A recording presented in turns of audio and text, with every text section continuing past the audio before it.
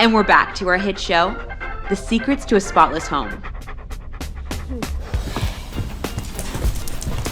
Listen carefully if you want to keep your floors looking fresh and new. First, always keep an eye out for new messes. Second, make sure you have all hands on deck to wipe up messes as they happen. That's right, all hands on deck. Got all that? Third, make sure you have all of your cleaning supplies ready to go at a moment's notice. Brace yourself, you'll need a lot.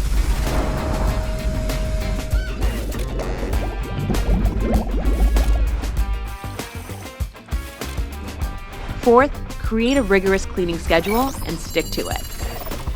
And finally, when everything is clean and, never mind, maybe it's time for a commercial break?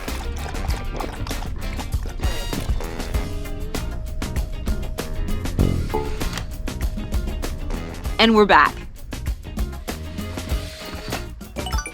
Fifth, make sure to get into every nook and cranny of your home, no matter how small.